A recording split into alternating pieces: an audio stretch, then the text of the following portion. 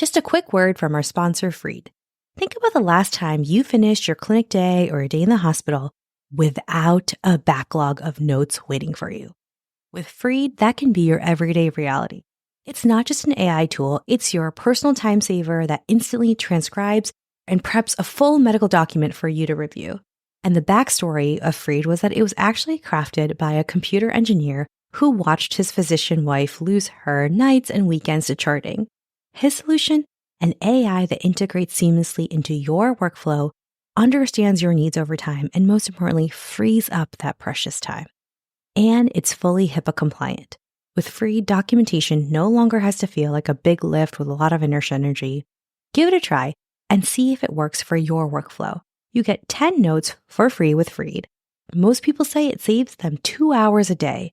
And after those 10 free notes, it's just $99 a month. It's a small price for peace of mind and the return of your nighttime and your weekends with your loved ones. As a bonus, CoreIM listeners get 50% off the first month by using the code CORE50. Again, use the code CORE50 to get 50% off your first month with Freed. Welcome to the second season of Beyond Journal Club, a collaboration between CoreIM and NEJM Group. The goal of Beyond Journal Club is to take landmark clinical trials and put them into context, telling the story of how we got to where we are and what it means for how we take care of our patients. I'm Dr. Sue Ellen Lee, a former editorial fellow at the New England Journal of Medicine and a hospitalist at MGH. I'm Dr. Greg Katz, cardiologist at NYU. And I'm Dr. Clem Lee, also a former fellow and a current guest editor at the New England Journal of Medicine. Today we're talking about the MINT trial, which stands for myocardial ischemia and transfusion. MINT was published in the New England Journal of Medicine in November of 2023. MINT was a big trial looking at transfusion thresholds in patients with anemia and acute myocardial infarction, what will be referred to from now on as MI. When MINT came out, all I could think about was how surprised I was. I was surprised that somebody thought this trial was worth doing. I was surprised they got the money to do it. And then when I read the results, I was even more surprised about what they showed. Yeah, I was pretty surprised too, Greg. So to help us understand MINT today, we are going to first get into the story of what the prior transfusion trials had told us. Then we'll talk about the pathophysiology of anemia and why it might be uniquely harmful in the setting of an acute MI. And finally, we'll deep dive into the MINT trial to try and answer the question of whether patients who are having heart attacks really should have a different threshold for blood transfusions.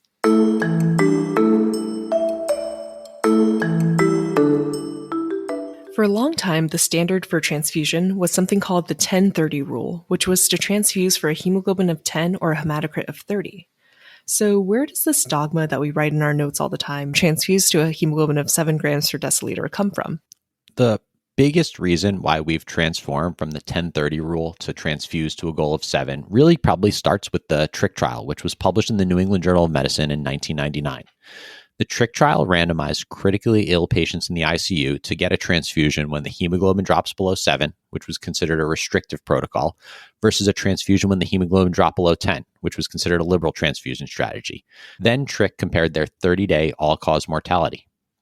Yeah, TRICK was a groundbreaking trial that changed practice for many doctors. I remember talking about it during ICU rounds. The results were that it showed that 30-day mortality was similar in the two groups. And when you dig into the details, it seems that a restrictive strategy isn't just neutral, but there's a suggestion that transfusing at lower hemoglobin thresholds might actually be better than a liberal strategy. Right. In the subgroup analysis of TRICK, those with cardiac disease had similar mortality whether transfused with the liberal or restrictive strategy. So the TRICK investigators concluded that critically ill patients should be transfused for a hemoglobin threshold of 7. But because they didn't enroll any patients with active coronary ischemia, they noted that population might be an exception. And then after this study, over the next 2 decades, there was study after study looking at transfusion thresholds in so many different populations. And all of these trials essentially found the same thing.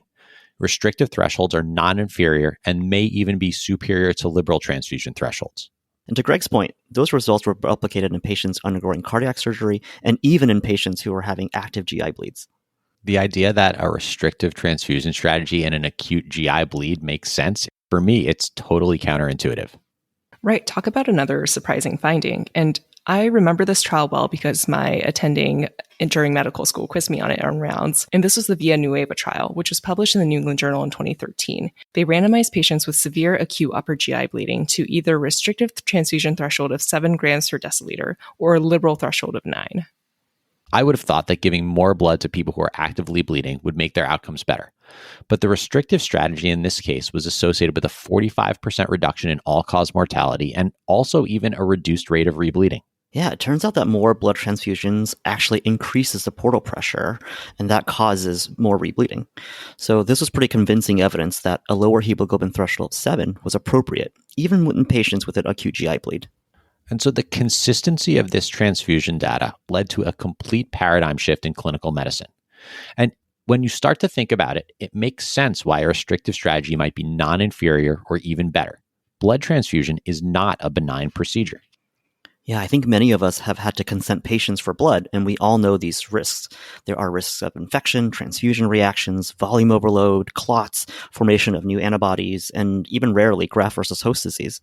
Yeah, and this reminds me of a patient of mine who was chronically anemic with a baseline hemoglobin around 7. And on the day of discharge, his hemoglobin dropped to 6.9. So we went back and forth on rounds about whether or not to transfuse him, and ultimately gave him a unit of RBCs to tank him up before he left, and chased it with some IV furosemide. And that same evening, not even the next day, I got a notification that he had been readmitted for volume overload. Oh, that's tough. I feel like those readmission notifications always get me and make me wonder if I did any harm to my patient, or maybe if I caused that readmission. Yeah. So, we're all doing our best in those challenging cases, but it is true that blood transfusions come with real potential harms. And now we have multiple studies demonstrating more isn't always better, and it might even be worse. So just to recap the trials that we talked about blood transfusions, we started with the TRICK trial, which surprised people initially that the lower thresholds might be okay in critically ill patients. And then tons of other studies, including in the GI world with the Villanueva study, show that lower thresholds were equal or better. Right. That's the same information that Dr. Jeff Carson, the lead investigator of the MINT trial, was going off of. I think everyone was leaning towards a restrictive transfusion approach across all groups of patients, right? And for wasn't unreasonable given that all the trials, trial after trial after trial. So if you look at all the major trials that have been published in the New England Journal of Medicine, right? And every one of those trials said less blood is safe. So, the presumption was, well, that's going to be the same in patients with underlying myocardial infarction. Yep, so the assumption was that patients with myocardial infarctions would also benefit from transfusing only when a hemoglobin reached a lower restrictive threshold, but we didn't know for sure and we didn't have evidence of it. So what's our level of confidence that we can extrapolate this data from ICU patients, patients going for cardiac surgery, and patients who are having GI bleeds to a group of patients who are having heart attacks? And so it might be worth taking a quick look at the pathophysiology of an acute MI and think about why anemia in this setting might be a little bit different than anemia when it happens in other cases.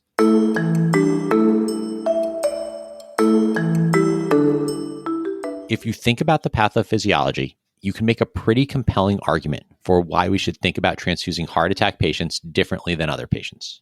Okay, I feel like, of course, the cardiologist is going to try to convince us that the heart is more special than the other organs. Before you just dismiss me, at least hear my case. And so the primary problem with a heart attack is different than the primary problem in all of these other conditions. The primary issue in acute MI is a lack of oxygen delivery to the heart muscle. And so that's different from sepsis with inappropriate vasodilation or a GI bleed where you're losing blood or any other ICU condition. This is a different process. And the follow-up to that is that if your anemia is making your oxygen delivery worse, that's going to increase the size of the MI and lead to a higher risk of heart failure, mechanical complications, and arrhythmias.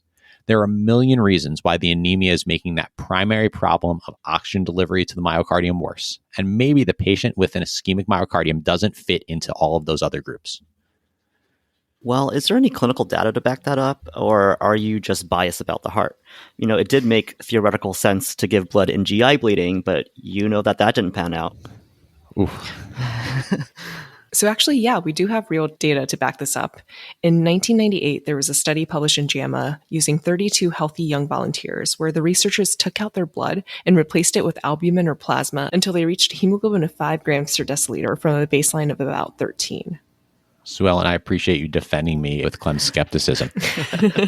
So what's shocking about this study, besides the fact that it got past an IRB, is that at rest, patients who had a hemoglobin of 5 didn't have any evidence of inadequate oxygenation or perfusion. They all had normal O2 saturations and lactate levels. But here's the kicker. 2 patients in that study with normal coronaries developed ST changes with activity. An ST change with activity tells me that even a young, healthy person can have ischemia provoked by a low hemoglobin.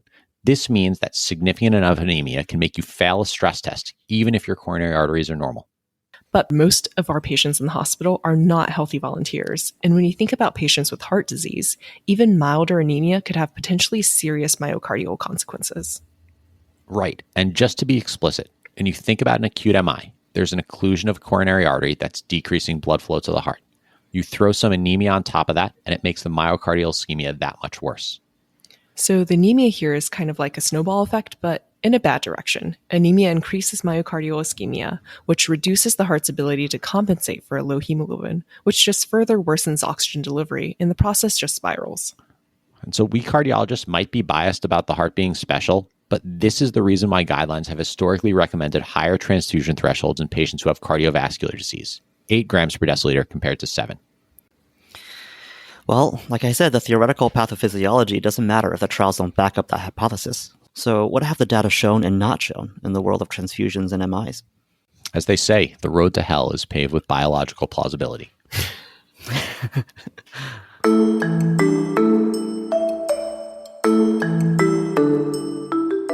As we were talking about before, patients having active MIs have historically not been part of transfusion trials. And so even though we have all of these theories about the pathophysiology, until recently we haven't had any hard outcomes data to give us a sense of how these patients do when they're anemic. So the seeds for the MINT trial were actually planted more than 2 decades ago, before the TRICK trial was even published. Which is pretty impressive, considering I plant mint seeds every summer, and they really never last past the fall for me. Well, I think we're all glad you're a doctor, not a farmer, Clem. And we got to talk to Dr. Jeffrey Carson about where he got the idea for all of this and why he's been thinking about this topic for the last 2 decades. We had done a long time ago a study in patients of the Jehovah's Witness faith in which we looked at 2,000 or so of those who underwent an operation in the operating room. It's an observational study. And what we found was an interaction with cardiovascular disease. That is, patients were more likely to die as their hemoglobin fell in patients with cardiovascular disease than those without cardiovascular disease. And that mortality stepped up around the often criticized 10-gram threshold. So we had some observational data that said this group might be at risk. So in these surgical patients with cardiac disease who had declined blood transfusion, he actually found that the lower the pre-op hemoglobin level, the higher their operative mortality. And this led to several other observational studies in patients with acute coronary syndrome.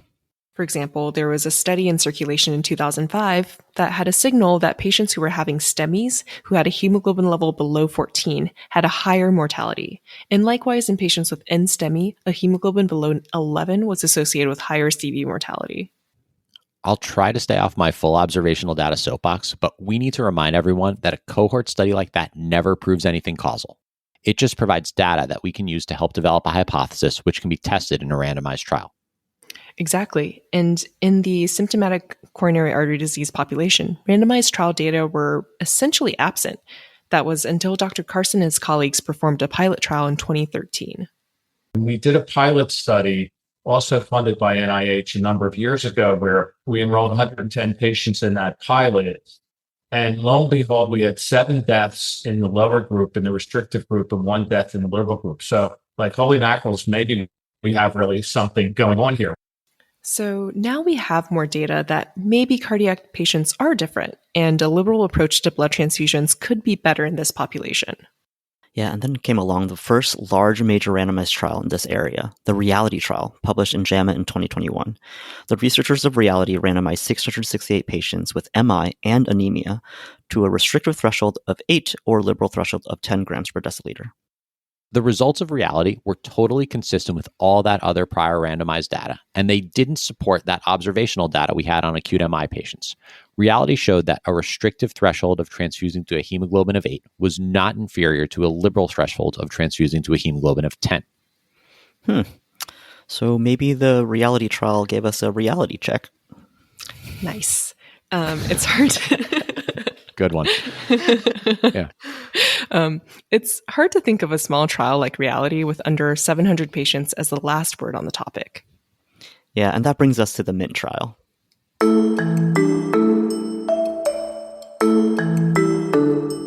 So the MINT trial randomized 3,504 patients. That's 5 times as many patients as in the reality trial, with myocardial infarction and a hemoglobin less than 10 to either a restrictive or liberal transfusion threshold.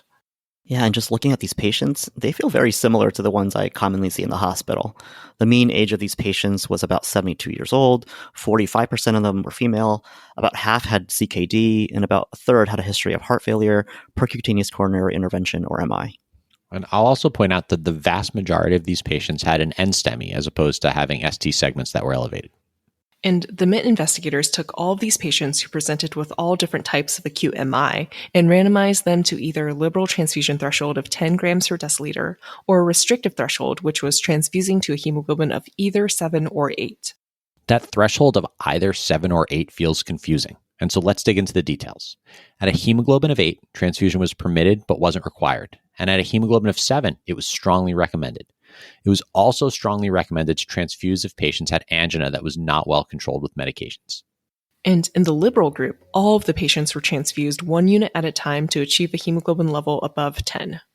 And by day 1, we already saw a difference between the groups. The liberal strategy had an average hemoglobin of 10.1, and the restrictive group had an average hemoglobin level of 8.8. The primary outcome was MI or death at 30 days. Sue Ellen, do you want to do the honor of sharing with us the results? I would love to, Greg. If you want to be literal about it, the results of the trial were neutral. Yeah, but if you look into it, Sue Ellen, surprisingly, an MI or death occurred more in the restrictive transfusion arm. To be exact, 17% of the patients in the restrictive arm had a death or MI versus 15% of the patients in the liberal group, giving us a p-value of 0.07. So we have a confidence interval that barely crosses 1 with a p-value that's just a bit over that magical 0.05 that we usually look for. And so we usually are pretty strict about these p-values, but I frequently find myself coming back to the idea that the p-value cutoff that we use is kind of arbitrary. I mean, is 0.07 truly different than 0.05? So rather than get into an existential argument about the nature of p-values, why don't we dig into the results a bit more so we can actually understand what's happening in the trial rather than just the top-line result? Sure, Sue Ellen. 4 big things stand out to me. First, these interventions were not blinded, right? The restrictive group didn't get sham transfusions. That's true, but I think of unblinding as being really important when we're looking at soft outcomes that are subject to the placebo effect. But the primary outcome in MINT was a composite of centrally adjudicated MI and cardiac death, neither of which are variables that I consider to be subject to the placebo effect. Okay. That's a fair point. The second thing is that MI patients with anemia might be less likely to receive aggressive antithrombotic treatments or to go for invasive cardiac procedures. So I wonder if that's a possible confounder there. Great point, but I doubt it because the rates of PCI and cath were actually similar between the two groups. But I really like where you're going with thinking about the way anemia interacts with the medical therapy for coronary disease. This could be a huge confounder in the observational data. In other words, did that patient with a lower hemoglobin do worse because they were anemic and they suffered the effects of end-organ hypoxemia? Or was it because the anemia made us less likely to give them dual antiplatelet therapy and take them to the cath lab? I wondered about that too, Greg. And the third thing to consider is the side effects in each arm. The rates of protocol discontinuation were much higher in the liberal group compared to the restrictive group. There was actually a 5-fold difference. It's really notable that almost 14% of patients assigned to the liberal transfusion strategy discontinued this protocol. That's more than 1 in 8 patients. Right, that's a lot of patients. And when we think of why, it's because some in the liberal group discontinued from adverse effects like fluid overload or transfusion reactions. Unsurprisingly, the rates of TACO, or transfusion-associated circulatory overload, were lower in the restrictive group compared to the liberal group. But oddly, the rates of heart failure was similar. Talk about a surprising finding. I can't believe I made that joke. But in all seriousness, some others discontinued the transfusion protocol in the liberal arm, either because of blood supply shortages or just simply because of patient and clinician preference. I mean, we've been told for years that a restrictive strategy is better, so I see why some clinicians might balk at the idea of transfusing patients to a hemoglobin of 10. Yeah, I agree. I think I personally probably would have also hesitated. Okay, so the last and maybe most relevant point to me as a generalist is that a majority of these patients had a type 2 MI, 56%, whereas only 42% had a type 1 MI. The different terms for MIs kind of get thrown around and can get confusing, so let's just take a second to discuss what it actually means to have an MI. So to meet the universal definition of myocardial infarction, You need to have a troponin elevation plus either symptoms, EKG changes, or wall motion abnormalities on echo. So just a little bit of a troponin leak does not mean you're having a heart attack. You need something else clinical to make that case.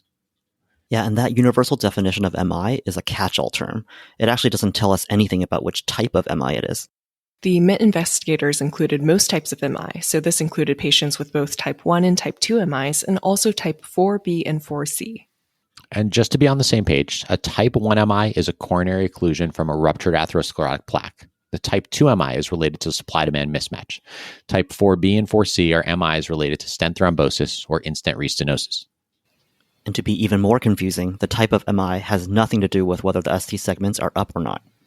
Oof. Well, with that in mind, if you look at the subgroup that had a type 1 MI, aka a coronary occlusion, the liberal strategy to transfuse to a hemoglobin of 10 was actually superior than restricting those patients to a hemoglobin of 7 or 8. And patients with type 1 MIs are often very different than patients who have type 2 MIs. The type 2 MI group is far more heterogeneous. I mean, what proportion of all comers to the ICU don't have shortness of breath or chest pain along with an elevated troponin? I mean, you could even go so far as to argue that these type 2 MI patients are essentially just less sick trick trial patients, meaning all comers who are sick and in the hospital. Right. It kind of makes you wonder if this trial had only enrolled type 1 MI patients and not all the heterogeneous type 2 MI patients, maybe the overall primary endpoint might have been significantly different between the groups. Right. So we sat down with Dr. Sunil Rao to ask why they enrolled patients with both type 1 and type 2 MI. Dr. Rao is the director of interventional cardiology at NYU and one of the investigators on the MINT trial. We felt that type 2 MI is an important understudied population. Obviously, anemia has been implicated as a cause of type 2 MI. From a practical clinical trialist standpoint, this is not a traditional, industry-funded drug A versus drug B acute coronary syndrome trial. These patients were really sick. If you think about the patients in the hospital now who are hospitalized with acute MI who have anemia, think about all their other comorbid conditions. They tend to be much, much older. They have a lot of end-stage renal disease or CKD. These are patients that traditionally are not approached for ACS trials, right? So it is challenging, and it was challenging to enroll in this trial. So we felt that if we could broaden the inclusion criteria, it would make the trial a little bit more feasible to enroll in. That's fair. We do see a lot of patients with type 2 MIs, and it would be really helpful to have a sense of whether they would benefit from a higher transfusion threshold. Yeah, it sounds like the investigators did their best to make this a pragmatic trial that could attract as many patients to enroll as possible. Unfortunately, they overestimated how many MIs the patients were going to have, so the fact that there were fewer MIs might be one of the explanations why the p-value was 0.07 and not 0.05.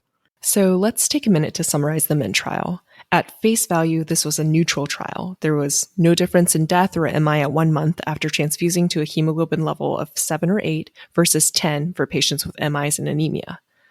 But the p-value barely missed significance and the confidence interval barely crossed 1. So there's an argument to be made that this was actually a positive trial. And the most interesting to me was a subgroup analysis. Patients with type 1 MI did do better with a liberal strategy, transfusing to a hemoglobin of 10 grams per deciliter.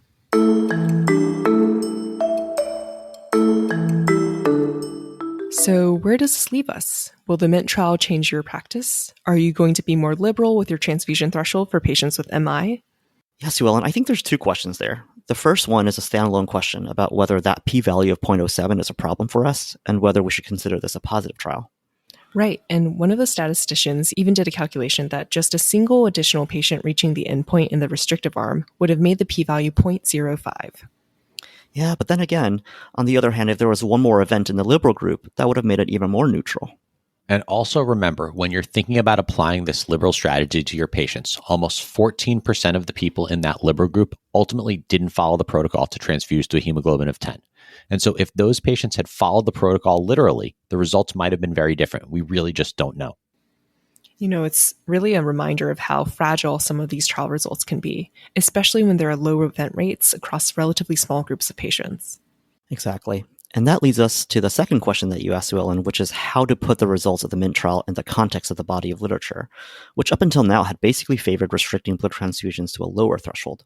The degree to which any one trial persuades us to change our practice is going to be necessarily based on our pre-trial expectations. This is no different than using the concept of a pre-test probability when we interpret a diagnostic study. Most doctors incorporate their pre-trial expectation in the way that we interpret and integrate a new trial into our practice. Yeah, what Greg is referring to is called the Bayesian analysis when it's done statistically. And what your pretrial probability was, and in this case, how skeptical you were about liberal transfusions, those things ultimately affect how you interpret the results of the MINT trial.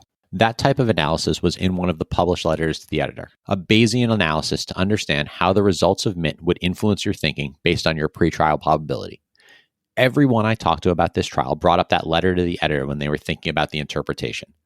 The authors there suggested that even if you went in with a skeptical pretrial probability that liberal transfusions were beneficial, when you analyze the results through a Bayesian lens, there's still a strong chance that the results of MINT tell us that a liberal transfusion strategy is beneficial for an acute MI population. Wow, really? But I mean, all the other trials show that liberal wasn't better, and this trial technically, on face value, was neutral too. So putting that all together, how would this one trial persuade us to be more liberal about transfusions? The MINT trial wasn't as definitive as we would have hoped, but I do think that if you look at it from the 10,000-foot view, from a practical clinician point of view, strong consideration should be given to transfusing that type 1 MI patient to a hemoglobin of 10. Because, again, all the point estimates favored that strategy. The cardiac death favored that strategy. I was very, very conservative with transfusion because of all the data to date.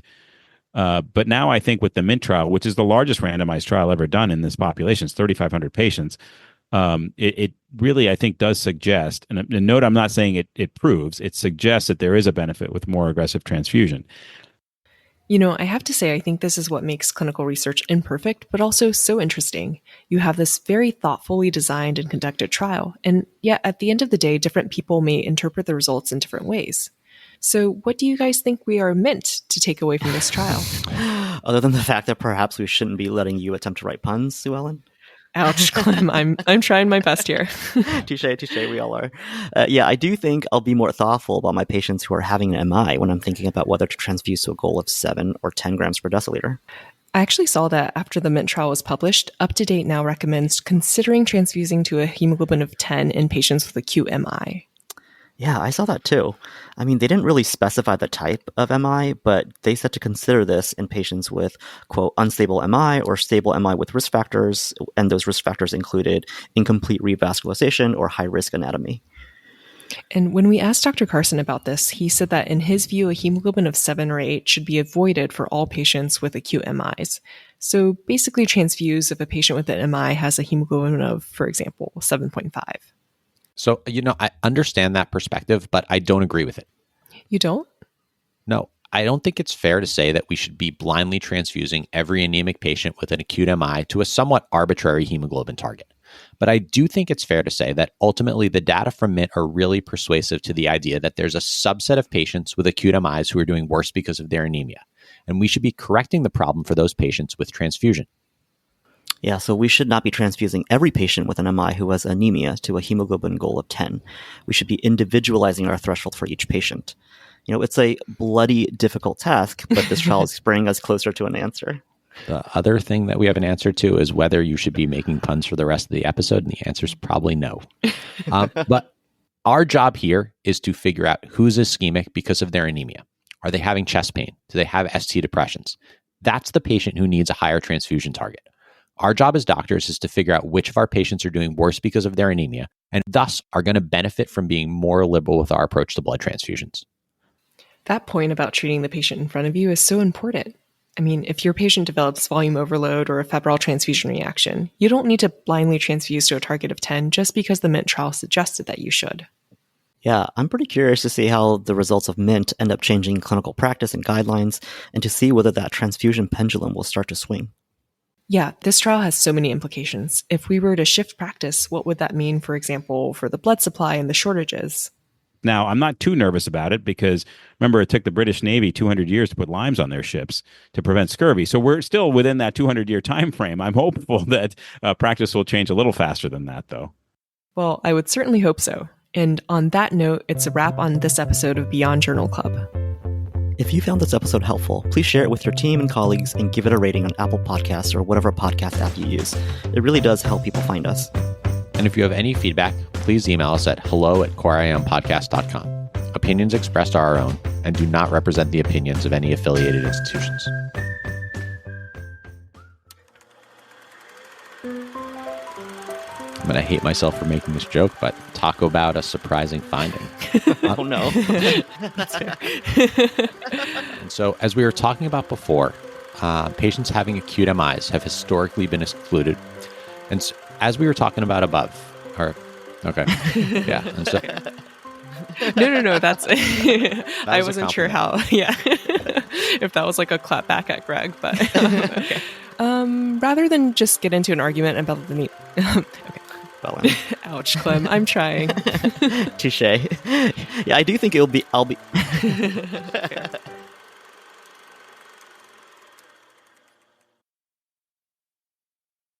When it comes to hiring, the best way to search for a candidate isn't to search at all. Don't search, match with Indeed. Indeed is your matching and hiring platform with over 350 million global monthly visitors, according to Indeed data, and matching technology that helps you find quality candidates fast.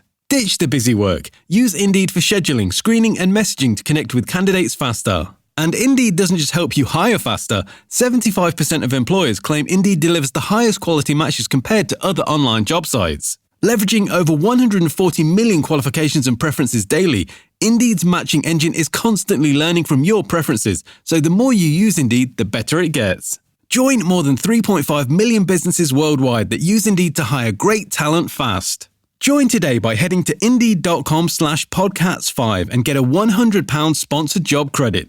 That's Indeed.com/PODKATZ5. Terms and conditions apply.